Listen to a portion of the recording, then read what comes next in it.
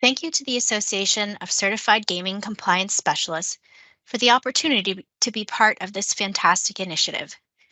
This training is meant as an introduction to human trafficking in Canada and will hopefully illuminate how this crime intersects with both the gaming and hospitality sectors.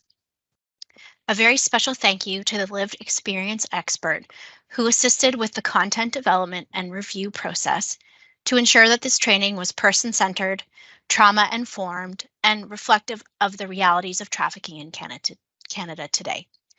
We are incredibly grateful to have been able to include their critical insights as part of this project. Before we begin, please note that this training does focus on a very difficult subject. However, it is meant to be educational in nature without being sensational. Please take care while listening and feel free to step away if you need a moment to process.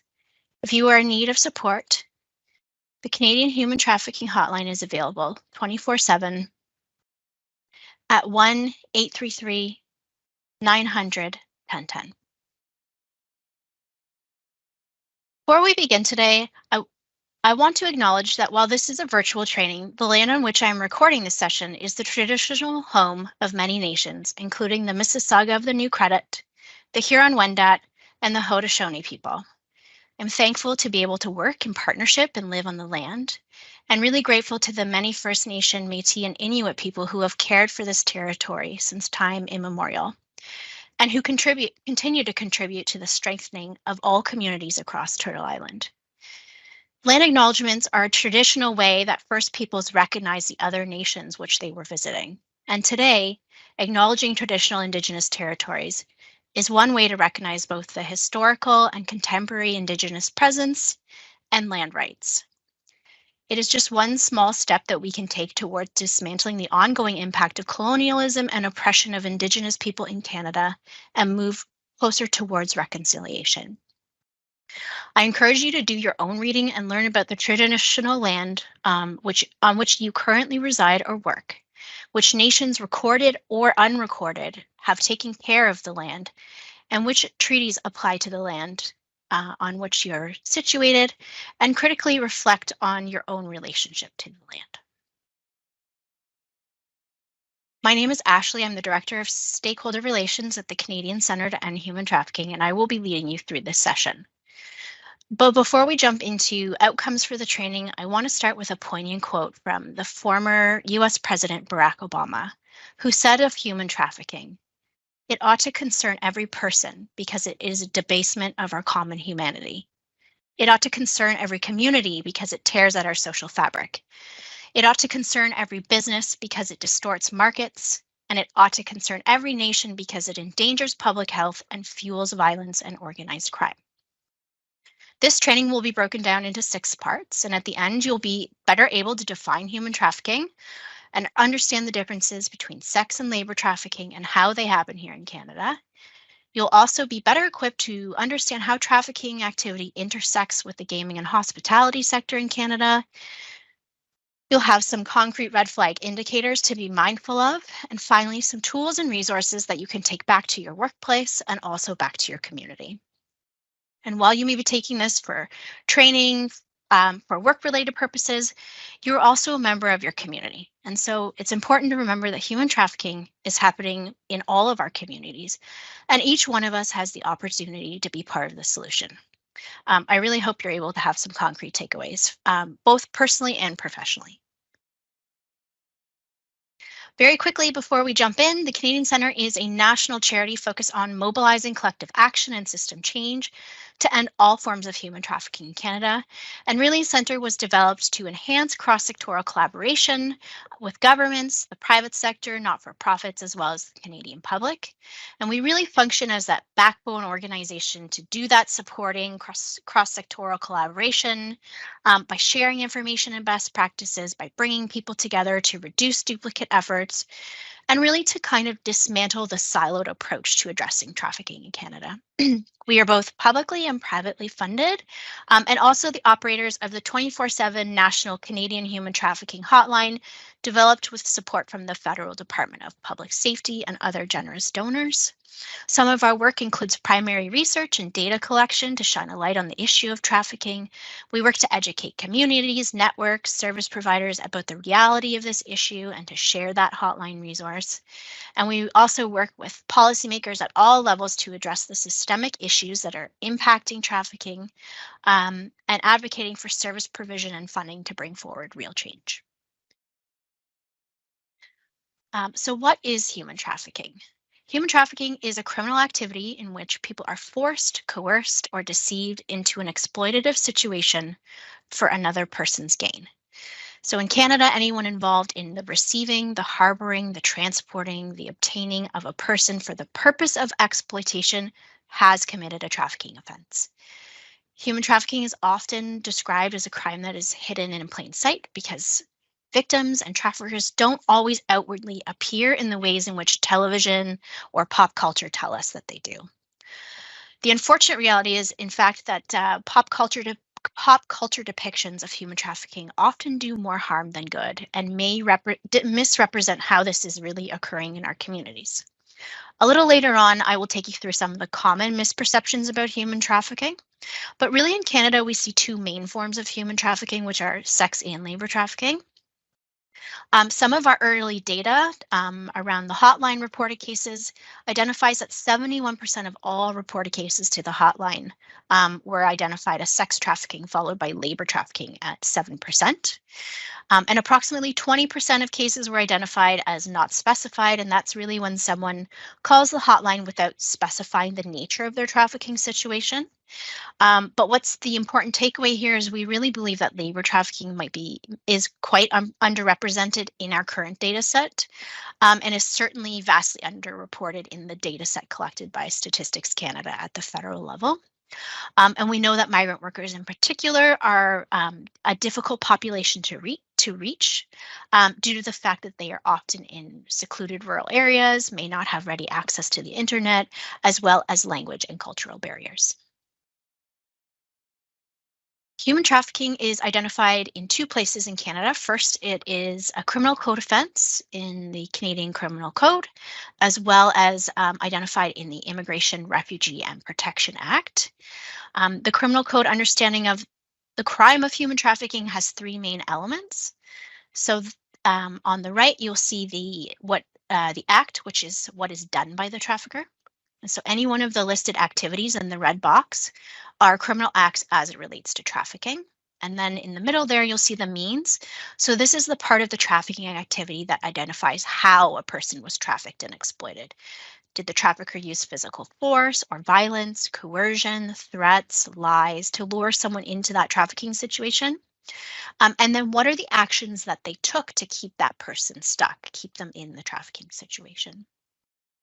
And then the final element speaks to the reason or the purpose for the exploitation, which is most often for financial gain in forced commercial sexual activity or forced labor and services.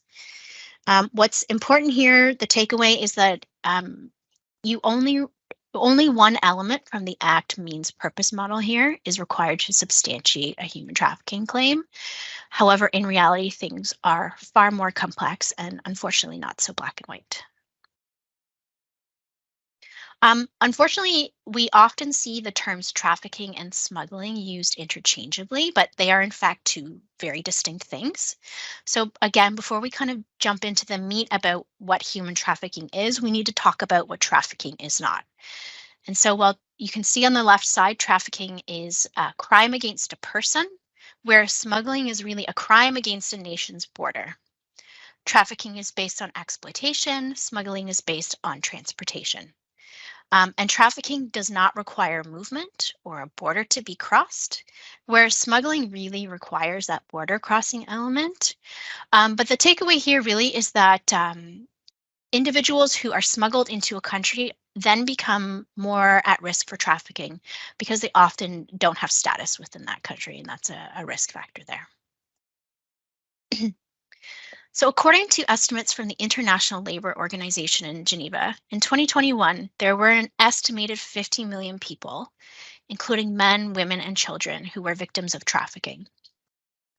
Of these 50 million, 28 million were in forced labor and 22 million were trapped in forced marriages. Trafficking in human beings is not like any other crime. It really feeds off economic and gender inequalities and weak institutional policies. Unfortunately, the estimates are trending in the wrong direction, and we know that COVID-19 has only exacerbated the issue as the social fabric, our sense of connectedness, and the supporting institutions have frayed over the last 3 years. In the updated 2021 estimates, the Organization for Security and Cooperation in Europe noticed an increase in reporting of other forms of exploitation, specifically trafficking for forced criminality, which went from about 2% to 24% globally within 5 years. And the European Union also reported that it is seeing an increase in cases in the cannabis industry, forced begging, and increases of reporting of forced marriages or sham marriages globally too. And in 2021, 31% of reporting countries surveyed identified an increase of cases of trafficking of persons with disability. And so, the global context for this conversation is important because many people mistakenly think that human trafficking only takes place overseas or that it only impacts non-citizens. And in the next slide, we're going to talk about the myths and misperceptions about human trafficking and why that is not correct. So on this slide, I'm going to take you through some commonly held misperceptions about trafficking in Canada. And it's important to debunk these really early on in today's training so that your foundation of knowledge is grounded in the reality of the Canadian context. So on the top there, you'll see myth number 1 is that human trafficking only involves foreign nationals being brought into Canada. And while foreign nationals, often migrant workers, are trafficked into and can also be trafficked once they arrive here to work in Canada, it's important to note that Canadian citizens and permanent residents are also targeted for trafficking. Many people mistakenly think that human trafficking is only a big city problem, but we know that police reported cases of trafficking in Canada tend to be concentrated in urban centers, but we know that human trafficking happens in Canadian communities, both big and small, urban and rural, where there is an investment in dedicated education, awareness, and resources for all stakeholders usually means high rates of identification also follow. Myth number 3 is that sex trafficking starts with kidnapping or that traffickers target people they don't know.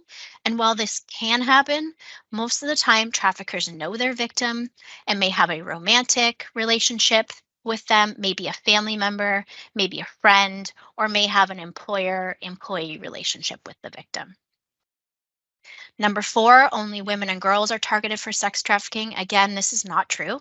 Men and boys can be victims of trafficking, and we know that gender diverse and transgender people are being exploited and trafficked at incredibly high rates compared to their overall population size. We talked about this a little bit earlier, but trafficking does not require movement. Traffickers do utilize movement to keep victims controlled and disoriented, but many survivors report being trafficked within their own communities or within their own homes. Number 6, trafficked persons are held against their will and unable to leave their situation. And again, while this can happen, and we know that oftentimes victims of trafficking on the outside may appear to have the appearance of freedom of movement and control over their person and their belongings, but in fact they are being psychologically controlled and manipulated with lies and threats. And so those bonds are actually more psychological in nature, not physical. And finally, myth number 7, that all commercial sex is human trafficking. Again, this is not true.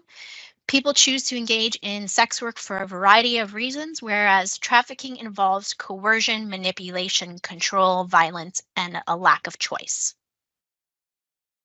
So let's talk about the risk factors that make a person more likely to be targeted by a trafficker. As you can see on this slide, there are a number of individual and societal factors that make a person more at risk of being targeted. For example, Black, Indigenous people of color are targeted at higher rates than other groups. Foreign nationals, especially those without status, are targeted for trafficking. Young people experiencing marginalization of some kind, such as poverty, homelessness, mental health struggles, addictions, or involvement in the child welfare or justice systems are also at risk. Other at-risk individuals include individuals who are newcomers, so maybe they don't speak English, young people searching for belonging or validation online, and then folks from equity-seeking groups who have already experienced pervasive systemic discrimination.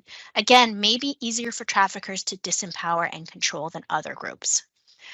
It's important to note that traffickers rarely target people who are empowered, who have a supportive community, and who have all of their basic needs met. If you have a safe home, a supportive community, and healthy options, you likely won't be an easy target for trafficking. Instead, traffickers look for people who, due to their life circumstance, socioeconomic location, or other systemic factors, are just easier targets.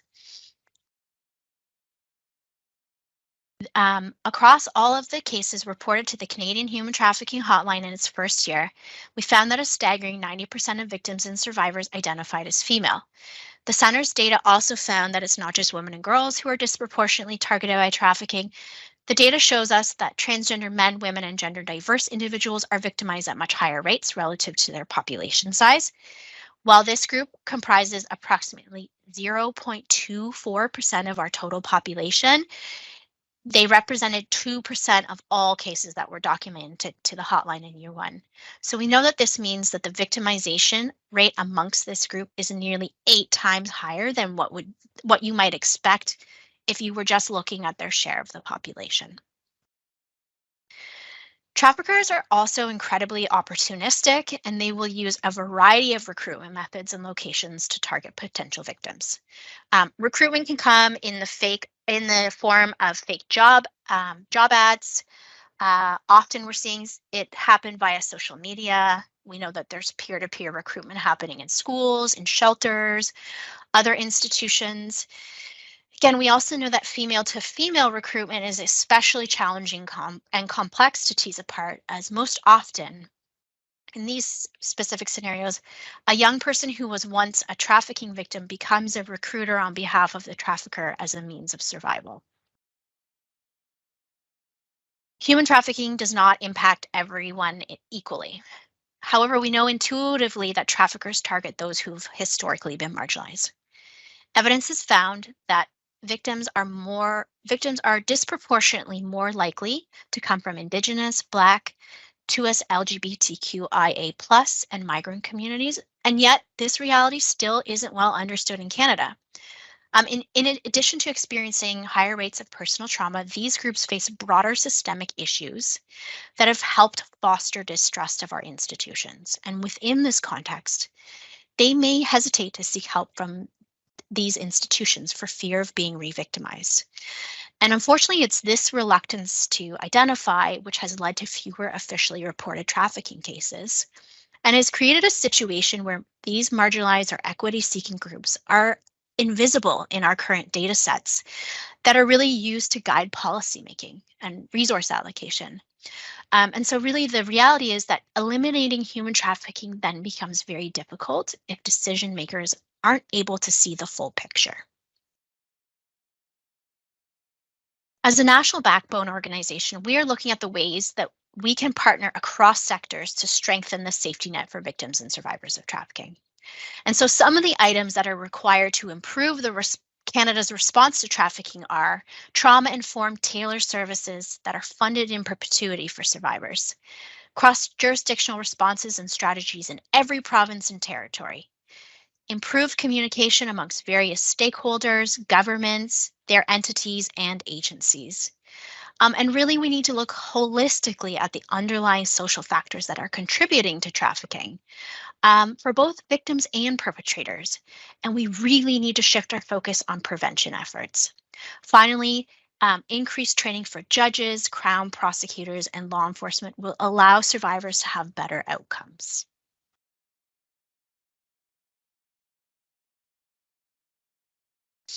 How is the center responding to these challenges and opportunities? So we are working with various governments to inform legislation and policy development. We work closely with survivor leaders and lived experience experts to do primary research to help fill those knowledge gaps. We're doing targeted outreach and awareness and education campaigns on sex and labor trafficking to the general public, but also to targeted groups. We do education awareness sessions such as this one across sectors to shine light on the issue of trafficking, and we work closely with our partner hotlines in the US and Mexico to share information and best practices. This next section will focus on sex trafficking in Canada. A form of sexual exploitation, sex trafficking refers to the forced, coercive, fraudulent, or deceptive exchange of sex for something of value. For example, money, food, drugs, alcohol, transportation, or shelter. This can include sexual exploitation online, including social media platforms, through sexual imagery or video. Now, you might be more familiar with the concept of pimping, and simply put, sex trafficking is another term for pimping. Typologies of sex trafficking can include escorting, illicit massage, forced pornography, forced camming, as well as forced stripping.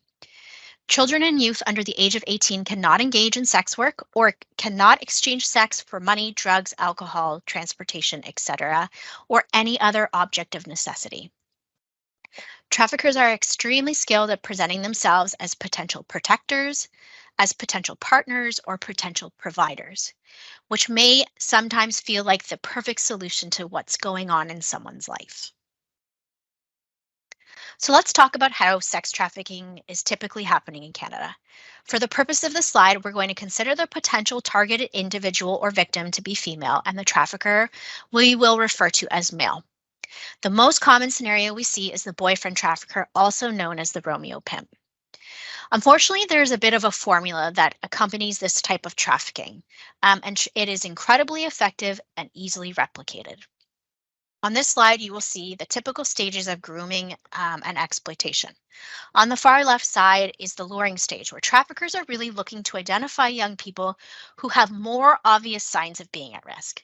First contact is likely to be on social media, and then from there, the relationship is built. In the grooming and gaming stage, traffickers might be love bombing someone with the intention of compiling information about them. This will look like asking them lots of questions, paying special attention to them, maybe special gifts, or taking them out on dates. And really, in this stage, the traffickers are trying to find out what's missing in that person's life and trying to fill that need. For example, is this a runaway youth who needs shelter or maybe a place to belong? And by providing that or fulfilling that need, the trafficker is trying to ensure that the victim is dependent on them. As the relationship develops, the trafficker may slowly start to alienate the victim away from their community of supports, family, and trusted persons. During the manipulation and coercion stage, the trafficker may use the tactics of force, threats, violence, and deception. Here, the trafficker may also start to be hot and cold, which really is intentional to keep the victim on edge and keep them more willing to do whatever they can to keep the relationship in that honeymoon phase. Then at some point, the trafficker will ask the victim to do sexual things, either with them or with others or both. And maybe they'll be asked to do sexual things to repay the money that's been spent on them. Perhaps it's even propositioned as a way for the couple to maintain their new lifestyle or earn money together for their future. The trafficker might also tell the victim that something bad will happen to them if they don't do what the trafficker wants. Once the victim has engaged in that first sex act, these steps are now complete, and the trafficker can continue to use threats and violence to keep that person compliant. As I mentioned earlier when we discussed risk factors, simply belonging to certain cultural groups can make someone more at risk for being targeted by traffickers. And this is especially true for Indigenous women, girls, and Two-Spirit persons. Canada has a long history of exploiting Indigenous women and girls dating back to early European colonization. This history and its ongoing legacy is still well hidden in Canada. Pre-contact with European settlers, Indigenous communities were regarded as gender fluid and non-binary, and European concepts of gender norms and power dynamics simply didn't exist. Historically, slavery was one of the ways that the value and use of Indigenous peoples was predetermined by white male settlers. The Native Women's Association of Canada states that historically, Indigenous women have been positioned as inherently less valuable and more available than non-Indigenous, non-racialized bodies. The violence experienced by women who are exploited, who are trafficked, or who identify as sex workers is not separate from colonial violence, but truly a central part of colonial violence. And again, as a result of ongoing colonialism and discrimination, Indigenous women and girls have less access to social supports and services, which puts them at a greater risk for being trafficked. Indigenous women and girls experience strong racial and institutional racism prior to being trafficked, and victims often come from places of oppression, systemic discrimination, and poverty. There is no denying the intersection between the epidemic of missing and murdered Indigenous women, girls, and two-spirit persons and human trafficking. Some of the reoccurring themes that expose Indigenous women and girls to traffickers and facilitates their recruitment into trafficking include precarious housing and substandard living conditions, higher rates of unemployment, lack of access to social and economic resources, prior exposure to human trafficking, family violence and the impacts of colonization, residential school experiences and intergenerational trauma, as well as an involvement in the child welfare systems as well as the criminal justice system. Increasingly, anti-trafficking advocates and allies are actively working to challenge the existing frameworks and dominant colonial narratives that seek to erase Indigenous peoples, that mislabel them as minorities and portray the exploitation of Indigenous women, girls, and gender diverse people through a lens of criminalization. Now we're going to talk about some general indicators of sex trafficking, and it's really important to note that every survivor is unique and each situation of trafficking is unique. So a one-size-fits-all approach to understanding these indicators is not helpful. Instead, we recommend that you consider a number of these indicators, but also keep in mind the general context of the situation and patterns of behavior in mind as well. Human trafficking is complex. These signs and indicators are often overlapping and nuanced. And again, indicators alone are not enough to identify trafficking. We really want to be mindful that indicators can increase policing and surveillance of other at-risk groups such as migrant sex workers. So unexplained withdrawal or absence from friends, family, and activities, sudden changes in appearance, including clothing, accessories, makeup, nails, providing scripted or rehearsed answers to casual questions, secretive behavior about a new friend group or partner, expressing fear and intimidation through facial expressions or body language, branding with tattoos of the trafficker's name or symbol, frequent absences from home, school, or work, visible signs of abuse, so cuts, burns, bruises, fatigue, substance use as well, not having passport, other forms of ID, potentially they're being controlled, someone else might be speaking on their behalf. So while under the control and direction of a trafficker, a victim may be told when they can eat, when they can sleep, who they can talk to, what clients to see, how many, and what sexual acts to perform. The trafficker may use necessities like substances, blackmail, lies, and violence to keep the victim compliant. The trafficker may force a victim to commit crimes such as theft, drug trafficking, recruitment of other young victims as a means of control. And we know that traffickers may take out loans and credit instruments in the victim's name, again, using financial abuse as a means of control. Finally, we know that human trafficking in Canada is happening at alarming rates, but unfortunately, it still remains a crime that is often hidden in plain sight. And there are a number of overlapping factors at play here. For example, a victim may have a trauma bond with their trafficker. Like we talked about, they may be in an intimate or familial relationship with that person and feel a sense of duty, loyalty, and love. Traffickers are often lying and manipulating victims into believing that they're going to get in trouble if they seek help, or that no one will love them if they come forward. So there's a lot of stigma that's associated with sex trafficking. Victims are often coached by traffickers to lie and give rehearsed answers to concerned family members, support workers, and police so as not to raise suspicion. Again, it's really important when we think about that trauma bond, the trafficker might be the only person who has ever shown them genuine attention, love, or support. And that's a really tough bond to break. The exploitation and trafficking can be really nuanced. And we know that many victims don't even understand that what's happening to them is a crime, and they certainly don't have the language to label what's happening to them. Traffickers are frequently moving victims from place to place. Oftentimes, they don't know how or where to get help. Finally, we talked about the distrust of institutions such as police and social service providers, as well as child protection agencies, especially for communities of color, make people reluctant to self-report and self-identify as being trafficked. Part 3, Labor Trafficking in Canada. In this section, we will talk about labor trafficking in Canada and identify some red flag indicators. Labor trafficking includes situations of debt bondage, forced labor, and involuntary child labor. In Canada, common types of labor trafficking include situations where people are forced to work in homes as domestic workers, farm workers who are coerced through violence as they plant and harvest crops, or factory workers held in inhumane conditions with little to no pay. Labor trafficking is also known as forced labor, and it's really the control and exploitation of a person for their labor or service, usually through force, threats, or deception.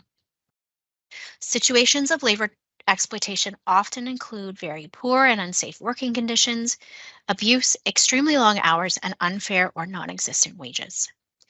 Annually, Canada brings in nearly 1 million temporary foreign workers to fill the ever-growing gaps in our labor market. Recent focus groups with migrant workers conducted by the Centre and key service delivery partners found that 60% of the migrant workers surveyed were not aware of their labor rights in Ontario.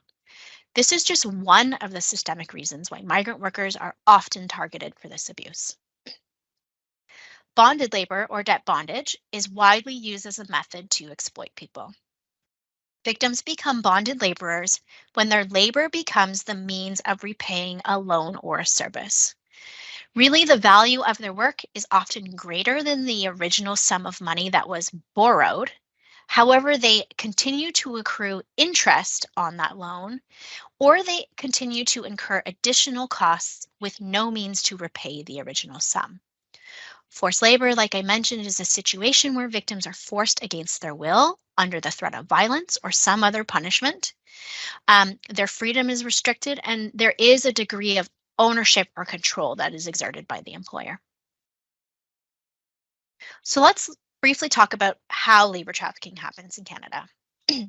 Victims can be exploited for labor trafficking after they arrive here in Canada, but often the foundation of the exploitation begins in a person's home country, where they are recruited under false pretenses or incur large debts for the opportunity to come to Canada to work.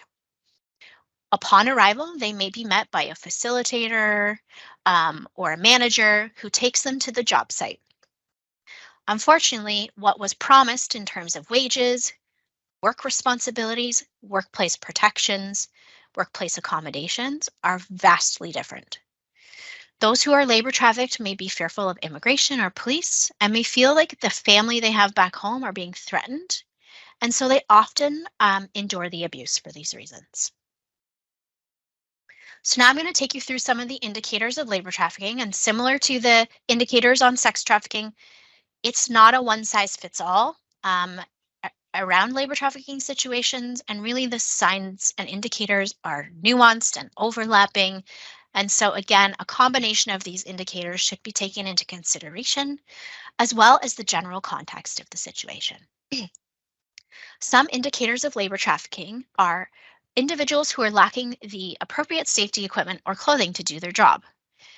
They are unable to come and go freely from their workplace or living quarters.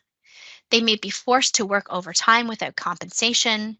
They don't have access to their ID or other forms, passport perhaps. It may be withheld or withheld by the employer. They may express fear or intimidation through facial expressions or body language. They may have someone else speaking on their behalf or providing direction or control. They may have visible signs of cuts and bruises and fatigue because, again, they're lacking those workplace protections. They may be underpaid or not paid at all for their work. And they may be having large portions of their pay that are going to unjustified or illegal fees. So there are a number of reasons that are intersecting on why someone who is being exploited for forced labor may choose not to report or to get help from a social service agency. Many migrant workers come to Canada and they may lack status. And so, this lack of status and fear of being deported potentially back to an unsafe situation in their home country may keep them quiet. They may also have an employer specific work permit and feel like they have few options or they don't know what their options or rights are. They may also be isolated and face cultural and language barriers to accessing assistance.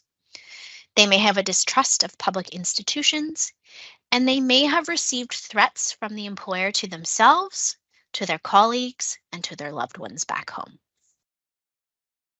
Part 4.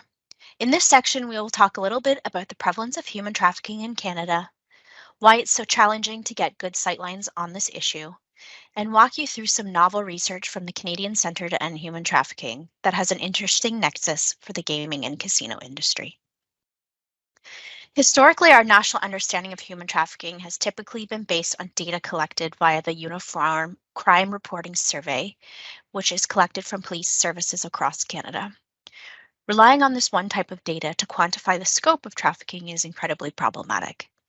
As I mentioned in part 1 of the training, reluctance of equity-seeking groups to interact with formal institutions has led to fewer officially reported trafficking cases. The StatsCan data largely represents cases of police-identified or reported cases of sex trafficking. However, labor trafficking is significantly underrepresented. And we know that as with other crimes like sexual assault, there is a low self-report rate among survivors who are choosing not to engage with the formal criminal justice process. While this data is imperfect, it does share some important findings. Number 1, that most victims are trafficked by someone they know. 1/3 of victims report being trafficked by a current or former intimate partner. That men between the ages of 18 and 34 make up 2/3 of people accused of this offense, although female traffickers represented a lower proportion at 17%. The vast majority, so 89% of human trafficking charges in Canada were stayed, withdrawn, dismissed, or discharged. Currently, Canada has a completion rate of just 12% for human trafficking related charges. Survivors are typically not being served well by the criminal justice system. The Centre published its first report utilizing anonymized data from the Canadian Human Trafficking Hotline. This first of its kind data set in Canada provided us with some larger trends and takeaways that confirmed what has been understood anecdotally in the Canadian anti-trafficking movement for a long time. In the first year of hotline operations, we noted 415 unique cases of trafficking that represented 593 victims and survivors. 1 in 3 callers to the hotline identified as a victim or survivor of trafficking. 14% of victims identified themselves as foreign nationals, which means about 86% were Canadian citizens or permanent residents. 90% of victims and survivors identified as female. Transgender and gender diverse individuals represent 2% of all calls from victims and survivors to the hotline, despite comprising just 0.24% of the total Canadian population. We recognize that transgender and gender diverse people are experiencing trafficking at higher rates compared to their overall population size. 44% of victims and survivors access the hotline during their trafficking experience, and 26% of all calls came from family and friends of a potential trafficking victim. The next few slides will touch on some of the larger trends that the report also identified.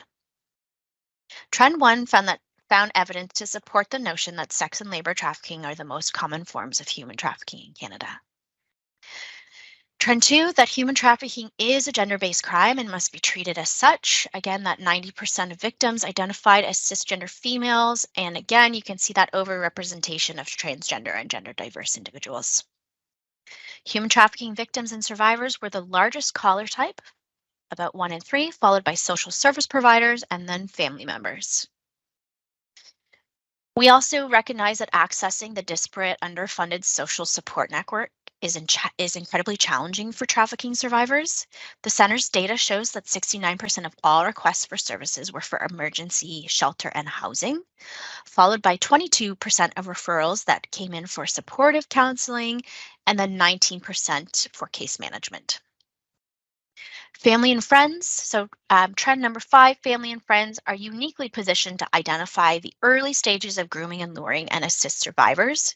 We know that much more education and awareness is needed for communities and families. Finally, COVID had a significantly negative impact on an already difficult to navigate social service sector. 3 years on, we recognize that many of the programs and partners have not necessarily rebounded to levels that they were at pre-pandemic. The Human Trafficking Corridors Report in Canada, published by the Canadian Centre to End Human Trafficking in 2021, was the first ever study of these human trafficking specific transportation corridors or routes in Canada. Again, this is something that the anti trafficking sector had long been discussing anecdotally. The report notes that traffickers benefit from transportation routes across the country for three main reasons. First, it allows them to move between commercial sex markets to obtain as much profit as possible. Movement allows them to lower risks associated with the trafficking activity since movement across municipal, provincial jurisdictions makes it harder for law enforcement to detect, investigate, and pursue human trafficking cases. It also allows them to maximize and maintain control over the individuals they are exploiting by reinforcing their social and physical isolation and keeping the victims confused and dependent on the trafficker. The report quotes a law enforcement respondent who stated, "The shorter amount of time spent in each city, the more beneficial it is for the traffickers. It takes time for police to set up an investigation. If they are only in town for a couple days, it's harder to track. Traffickers know this, and they are using this to their advantage." In the next section, we're going to do a bit of a deep dive on this report and again talk about how it intersects with the gaming industry. The corridors identified in this report do not exist for the sole purpose of human trafficking. These are primary transportation routes across Canada that are being used for other purposes, including transporting people and goods to various markets. And along these corridors, traffickers are often using smaller circuits, which are really just regular tours around an assigned district or territory. Cars are by far the most frequent used method of travel on these corridors, especially along the circuits, the human trafficking circuits. The overhead costs associated with driving are lower than for air travel, and traffickers can be nimble and adjust travel routes according to the demand for commercial sexual services. We also know that cars and rentals can be hired in the name of the victim, allowing the trafficker to remain one step removed from the trafficking operations. The corridors report also identified a number of key interprovincial corridors that are accessed by land and by air. The Trans-Canada Highway in particular functions as a corridor that connects commercial sex markets within all provinces and across the country. The red markers you see here, which contain the red dye, indicate locations of casinos that are on or very close by to this particular human trafficking corridor.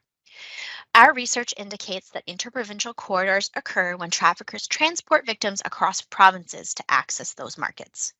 They are largely organized around accessing the most competitive and highest paying markets.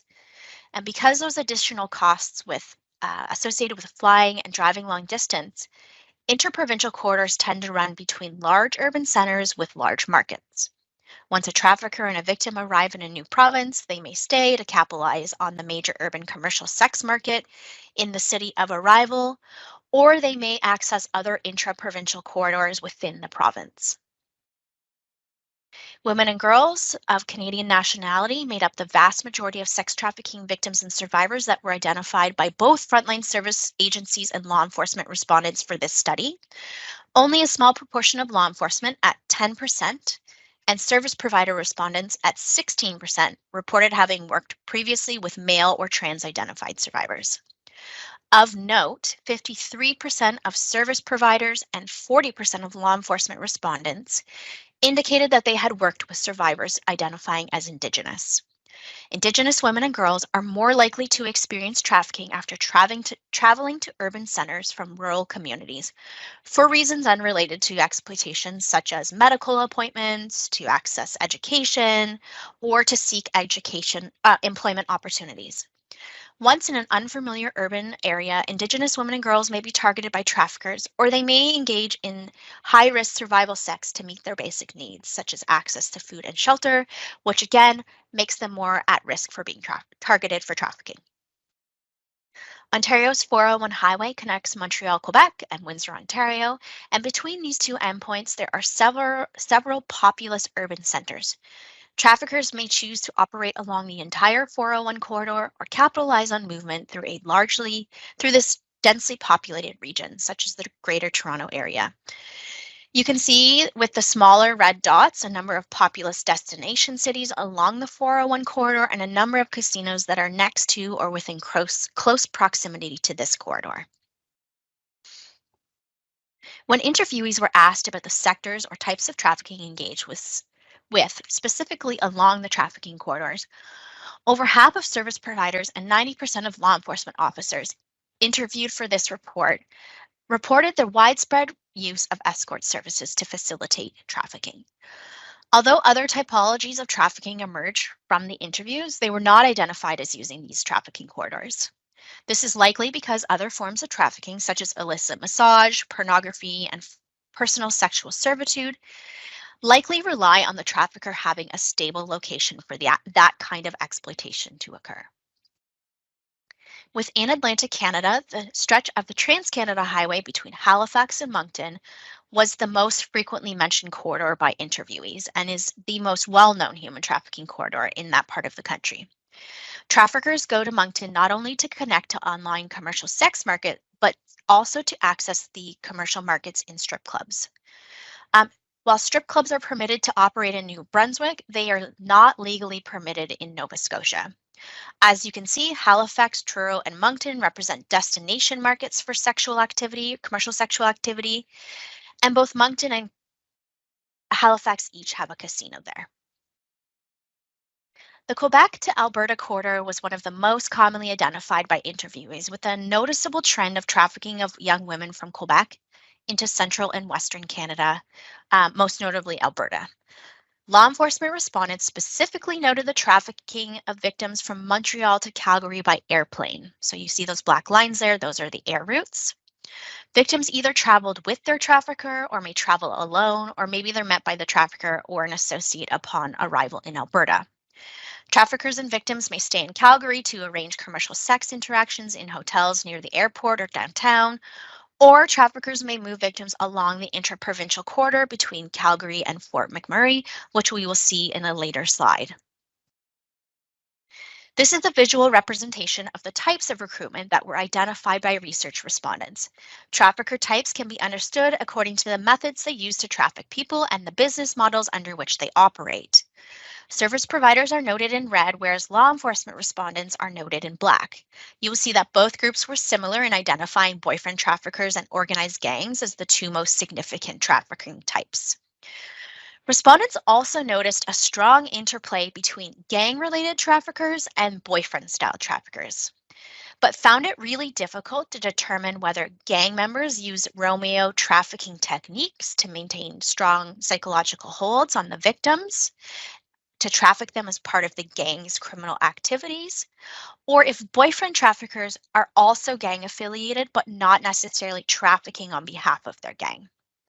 The vast majority of respondents describe traffickers as male, so 84% of service providers and 90% of law enforcement reported as such.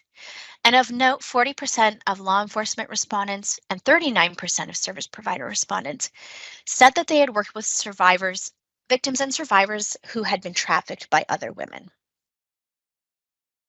Within Alberta, human trafficking corridors connect the province's largest online commercial sex markets, while also accessing markets affiliated with extraction work camps in Fort McMurray and Grand Prairie. This corridor is used by both traffickers local to Alberta and those from outside the province. Mentioned earlier was the noticeable uptick from Ontario and Quebec. A growing trend for this particular corridor is the number of victims and survivors coming from central to eastern Canada. Women being trafficked into Alberta with little to no English not only have language barriers that serve as another method of control, but this is believed that sex buyers may see women from Quebec as exotic and novel. Part 5, How Human Trafficking Intersects with the Gaming and Hospitality Industry. So this is the section of the training that will be specific to your work in the gaming and hospitality industry. First, we're going to cover red flag indicators and behaviors that are specific to human trafficking activity in the industry, and then highlight some things that resort staff might want to be mindful of. Casinos and hotels are also a destination for and can be a source of human trafficking activity. Sex trafficking survivors have reported that casinos were used as a meeting place for buyers, some of who were solicited online, and as a venue to solicit prospective new buyers. Traffickers are intent on maximizing profits, so hotel/casino properties can be appealing to them because potential customers may already have a room booked and they don't have to assume that additional expense. On the other hand, traffickers want to evade getting caught and avoid bringing their illicit activities to businesses that have a reputation of having staff trained on how to recognize human trafficking and who are willing to report it to management and alert senior level management and report to law enforcement. Exploitation can be happening in the resort or hotel, and traffickers may be using the casino as a way to wash and launder the proceeds of their crime. Or simply, they may be using the facilities as a way to occupy their time while the victim is in the hotel room with clients. The takeaway here is that casinos can also be a place of refuge for victims and survivors and offer them a secure location where they can feel comfortable to seek help or to try and escape their situation. Having staff trained on how to spot the signs of trafficking and publicly posting the Canadian Human Trafficking Hotline number can offer someone the opportunity to leave a bad situation. And it's the intersection of those two that uniquely positions casinos and hospitality sector as another crucial ally in the fight against human trafficking. It's up to all of us to make our communities and workplaces inhospitable to traffickers. And we know we do this by getting trained, by knowing the signs of trafficking, by posting the hotline number and having clear reporting policies for staff. Another less discussed aspect of trafficking is the financial fraud and coerced debt that survivors often experience. Traffickers may force a victim to take out loans or put trafficking related charges in the victim's name. So things like hotels, rental cars, plane tickets, etc. And this is to really help keep the paper trail of the trafficking activity at an arm's length. This really means that trafficking often robs survivors of a healthy financial standing or footprint, making it incredibly challenging for them to do simple things like rent an apartment, receive a student loan to go back to school, or even secure gainful employment. We know that there are not enough supports for survivors across the country post-exploitation, and certainly not enough supports for survivors navigating the financial impact of their trafficking experience. It should come as no surprise that to individuals in the gaming and compliance industry that the sector is vulnerable to money laundering. Customer accounts at casinos can be used as conduits to transfer significant amounts of funds through financial transaction channels. Typically, after minimal or no gaming activity, a deposit of funds with a casino is then cashed out by a customer or transferred to a bank account. Human trafficking is largely a cash-based business, and organized traffickers need a way to legitimize and wash the proceeds of crime. A 2021 report from FinTrack found that both traffickers and victims conducted transactions at casinos. The report identifies a lull in the reports during the COVID-19 pandemic, likely due to Health Canada restrictions imposed on businesses in response. However, FinTrack did notice an increase in transactions involving online casinos in 2019 and 2020, and indicated that this is an upward trend in money laundering method for traffickers. Some potential suspicious activity may look like transactions at the casino that included cash purchases of casino chips, cash advances from player gaming accounts, and casino disbursements in cash or check. There also may be instances where one individual is transferring chips to other individuals and having them cash them out on their behalf. Another indicator are funds that are deposited to or withdrawn from a casino player's account with limited or no gambling involved, and the use of ATMs that are not owned by financial institutions. When it comes to players' gaming accounts, in the majority of cases, they took the balance of the cash removed from the account on the same day or within a matter of days. As it relates to online casinos, money laundering activity can look like frequent purchases and or payments to online gambling casino platforms, particularly if these funds were sourced from incoming email money transfers from multiple individuals. These purchases tend to occur late in the evening and early morning hours.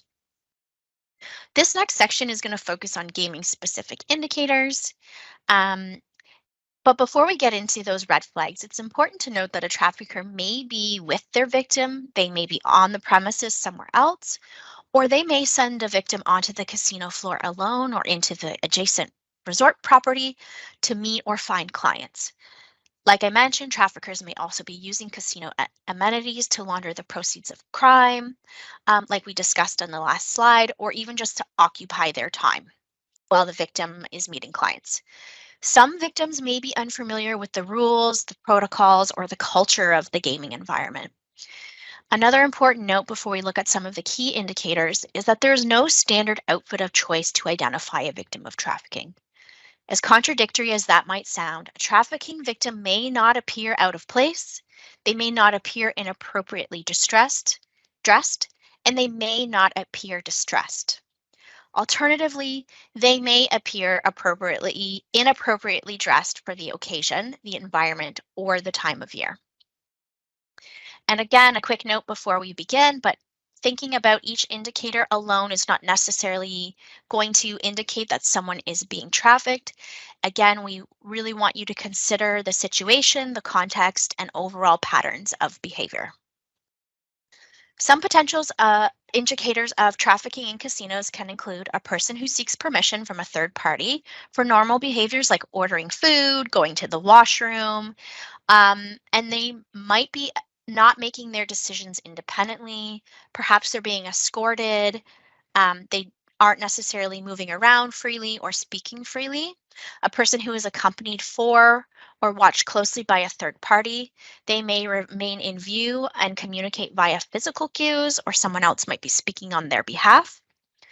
A person who provides scripted answers to casual questions, maybe they lie about their age, try to use a false ID, or they might leave the premises when they're asked for ID.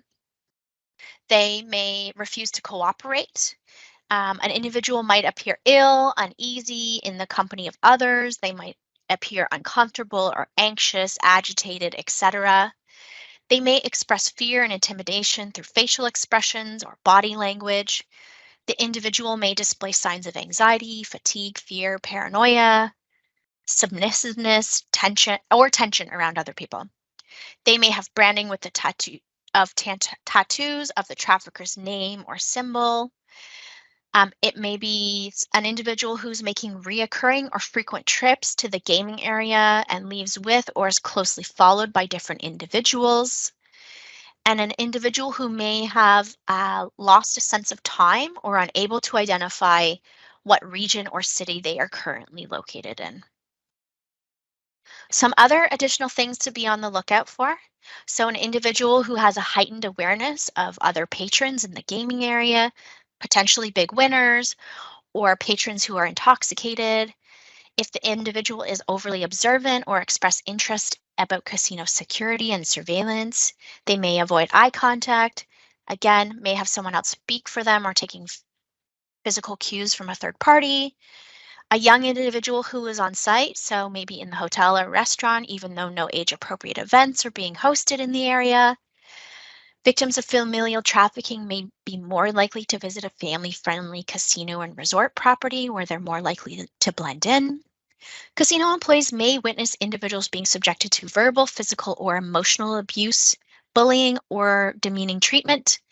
There also may be visible signs of abuse, so cuts, bruises, burns, etc. Traffickers may recruit out of casinos and then return back to their vehicle with a prospective new victim. An individual who attends a casino regularly with different people but does not appear to be family or friends and has little to no gaming activity as well. Some other potential casino-based indicators may include an individual who does not have ID or whose ID is held by someone else.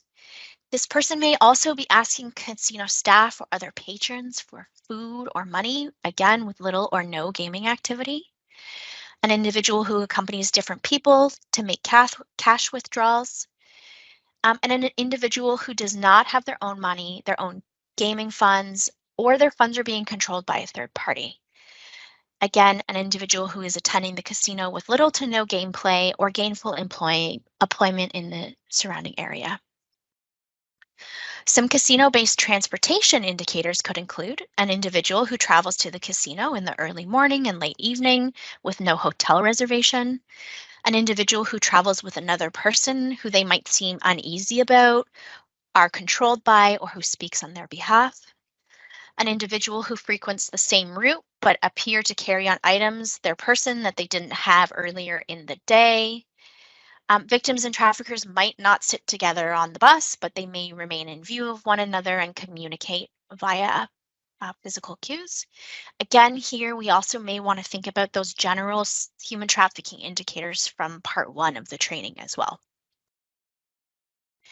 It's really important to recognize that casinos and resorts are an ecosystem in and of themselves. When a business wants to think about making itself less appealing and less hospitable for criminal activity, it's important that we consider the entire ecosystem and all of its parts and look at holistic solutions. This means ensuring that bus drivers who operate the coach buses that bring patrons to the business are trained on how to spot trafficking, and that housekeeping and food and beverage staff are also part of building a wall of defense against this crime too. While laundering of proceeds is something that might take place at a casino, if there is a resort attached, there is also the chance that exploitation could be occurring on the premises. Hotels can be a location for both sex and labor trafficking in Canada. Hotels are an attractive location for traffickers to conduct business because it gives them privacy, discretion, and a sense of safety due to the anonymity of being a hotel guest. When we talk about behavioral indicators of suspected trafficking activity in the hospitality sector, again, we can encourage you to consider a pattern of activity or behavior as well as the overall context. So some potential hospitality indicators may include staff who notice or receive reports of excessive noise, i.e. television noise coming from or music coming from a hotel room throughout the day and night. Staff may notice an excessive amount of alcohol, illicit drugs, and or sex paraphernalia in the room. Cleaning staff might see that there's an excessive number of phones, computers, or swipe machines in the room. There may be frequent requests for linens and towels. Alternatively, there may be a do not disturb sign that stays on the room for the duration on the door for the duration of the stay, and that the guests may actually bar housekeep staff from cleaning or entering the room. Again, this slide has indicators that, depending on the context, could be totally innocent, but layered with other behaviors and indicators that we've already discussed in this training could indicate that something is amiss. For example, frequent low value purchases at food and beverage areas, so like appetizers or add-ons instead of main courses, while on its own isn't strange, but perhaps coupled with someone who is being controlled and monitored or escorted might require some additional consideration from staff. Excessive food traffic in and out of a room at unusual hours, someone who might be loitering in the hallway or appearing to monitor foot traffic in the hallway. An individual who does not use the resort amenities, so the gym, the pool, the spa. Again, I've traveled to many hotels without taking a dip in the pool, but when we layer it with other behaviors and patterns of behavior, that's when things might start to be off or amiss. If an individual is observed frequenting more than one hotel room, again, this could be totally innocent. It could be a group of reservations for a family reunion and folks are visiting back and forth between the rooms. So by sharing these indicators, I hope it's becoming clear to you to understand how nuanced this is and how important context is.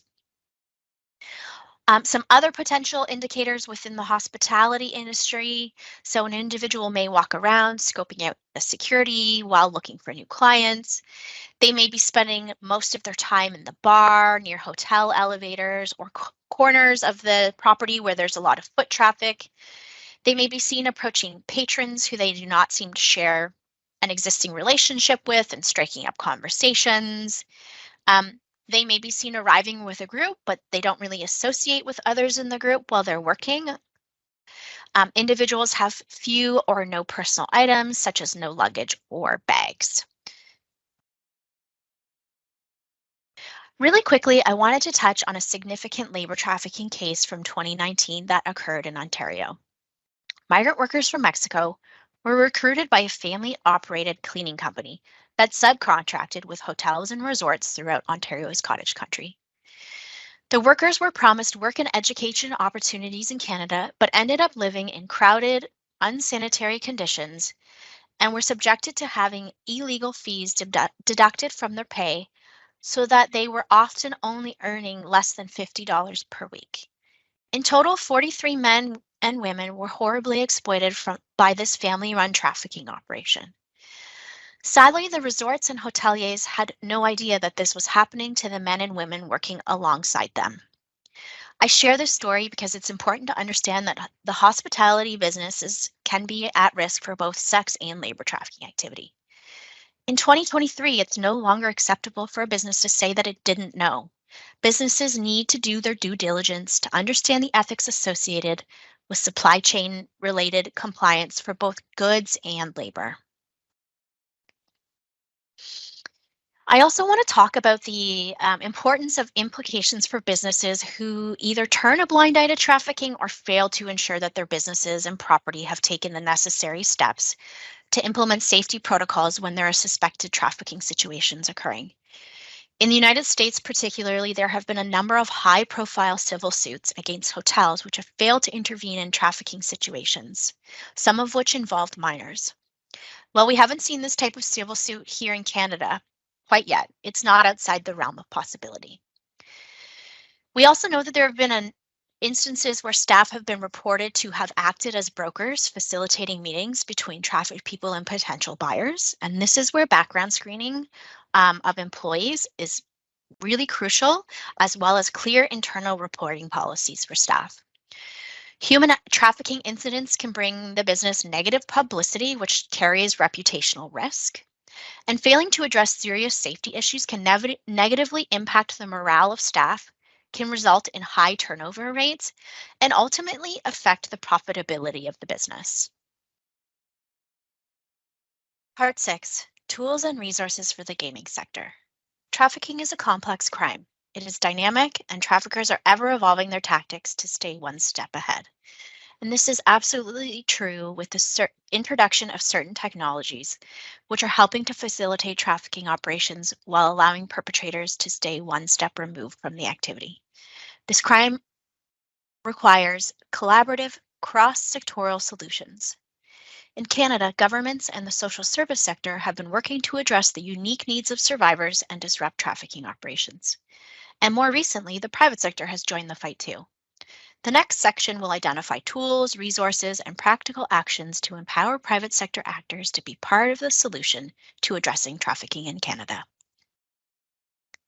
So what is the private sector doing on the issue of trafficking? We know that there are committed private sector leaders in Canada and the US, as well as globally, who are meaningfully committing to addressing this issue. Here in Canada, Project Protect is a private-public partnership between the major banks in Canada and the Federal Financial Intelligence Transaction Reporting and Analysis Center, or FINTRAC, which used existing anti-money laundering and terrorist financing regulations to flag suspicious transactions related to trafficking and money laundering on bank accounts. This model has been successfully replicated in other jurisdictions and has spawned a number of Canada-specific projects focused on child sexual abuse material, as well as organ and fentanyl trafficking. Marriott International has implemented anti-human trafficking training that has seen over 1 million staff educated to spot the red flag indicators of human trafficking. WestJet has employee training and provides flight support and assistance to eligible human trafficking survivors and callers to the Canadian Human Trafficking Hotline. Finance Against Slavery and Trafficking has developed a survivor inclusion initiative that assists unbanked trafficking survivors access banking facilities in a trauma-informed way. And Truckers Against Trafficking has trained a number of high-profile trucking and shipping organizations like FedEx and Walmart, as well as Costco, and including trucking associations and trucking schools. To date, they have trained over 15,000 Canadian trucking, energy sector, and law enforcement personnel on the issue of trafficking. Noted survivor and best-selling author Tamaya Nagy so aptly put, trafficking happens in our communities and it requires a whole community response. Last but not least, I want to finish today's training by sharing a little bit more about the Canadian Human Trafficking Hotline, which is a critical resource for communities, and then finally by giving you some concrete takeaway action steps. The hotline is a trauma-informed, person-centered service that provides referrals, information, and resources to victims and survivors of trafficking, but as well as to the broader community. Members of the public are encouraged to call and discuss potential reporting situations and discuss their reporting options. Cases and tips reported by the public are triaged and may be referred onto law enforcement points of contact if requested and if appropriate. The hotline is available 24/7, 365 days a year in both French and English, with live interpretation available upon request. The hotline is currently accessible by our 1-800 number by phone.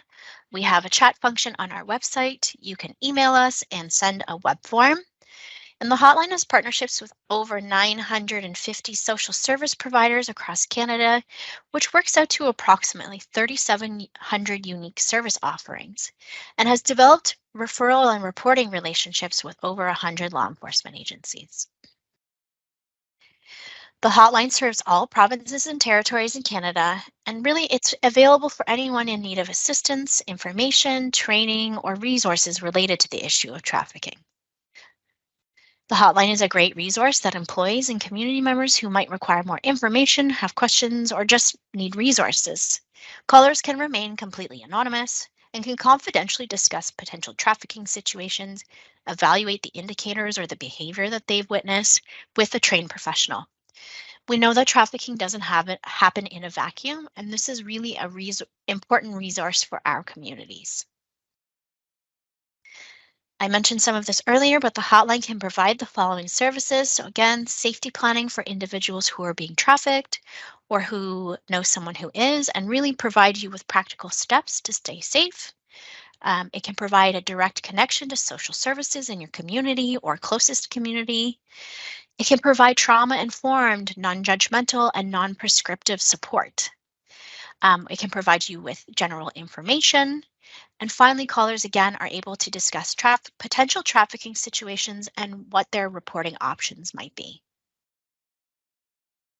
Your workplace will likely have specific actions, policies, and protocols that staff should adhere to when encountering a suspected trafficking incident or suspected money laundering associated with trafficking activity.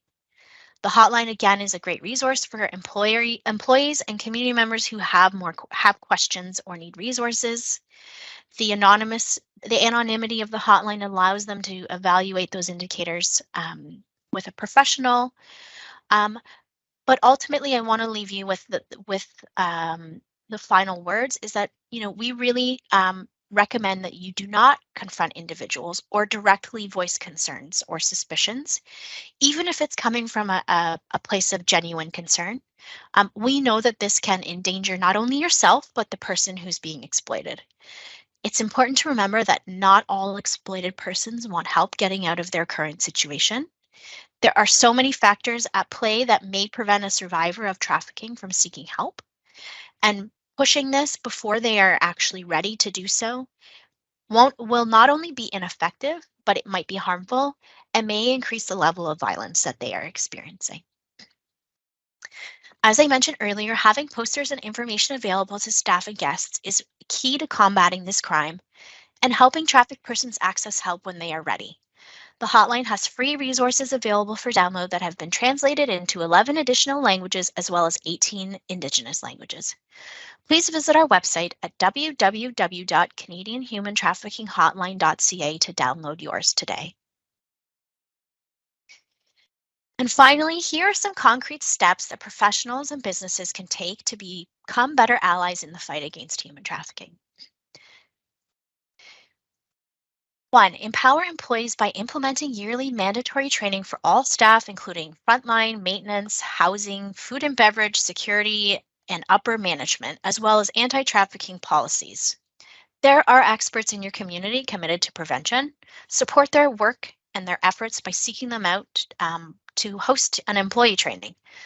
Hotels are also encouraged to sign the ECPAT code, which is a voluntary set of business principles that travel and hospitality companies can implement to prevent sexual exploitation and trafficking of children in their properties. The code provides awareness tools and support to the travel and hospitality industry.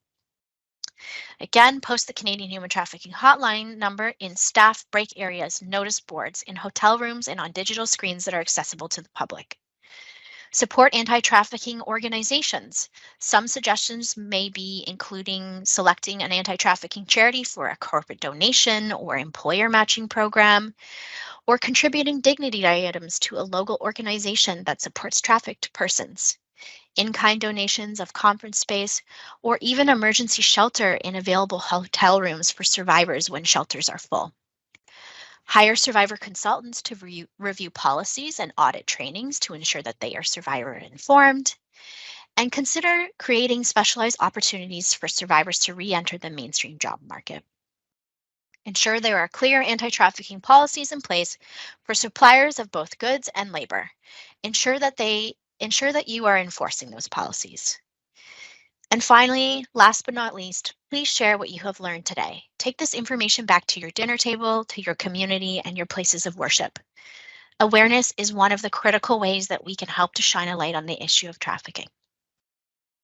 For more information about the Canadian Centre to End Human Trafficking, to access research reports or make a donation to support our work, please visit www.canadiancentretoendhumantrafficking.ca. If you have questions or are looking to coordinate services for yourself or on behalf of a survivor of trafficking, please call the Canadian Human Trafficking Hotline at 1-833-900-1010.